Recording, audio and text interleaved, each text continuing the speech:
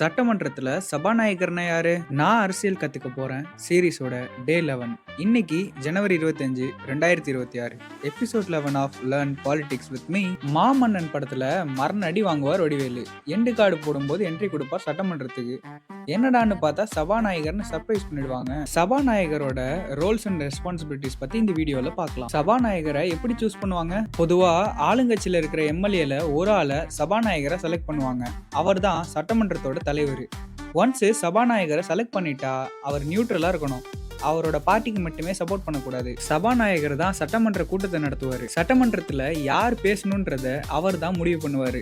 ஏதாவது டிஸ்கிரிபன்சிஸ் வந்தா கலகத்தை மூட்டி விட்டுற எம்எல்ஏஸை நீக்கவும் டெம்பரவரி பேனும் பண்ண முடியும். சபாநாயகர் தான் சட்டமன்ற ரூல்ஸோட ஃபைனல் அத்தாரிட்டி. கவர்மெண்ட் ரூல்ஸை எல்லாருக்கும் புரியுற மாதிரி எக்ஸ்பிளைன் பண்ணணும். நடுவரின் தீர்ப்பு இறுதியானதுன்ற மாதிரி இவரோட கால் தான் ஃபைனல். சபாநாயகர் தான் சட்டமன்றத்துல எந்த கேள்வியை ஃபர்தர் டிஸ்கஷனுக்கு எடுத்துட்டு போகணுன்றத டிசைட் பண்ணுவாரு. எந்த எம்எல்ஏவாவது சத்தம் போட்டு பிரச்சனை பண்ணா சபாநாயகர்னால அந்த எம்எல்ஏவை டெம்பரவரி பேன் பண்ண முடியும். தேவையில்லாம பேசினா மைக் ஆஃப் பண்ண முடியும். எப்போதுமே நடுநிலையா நடந்துக்கணும்.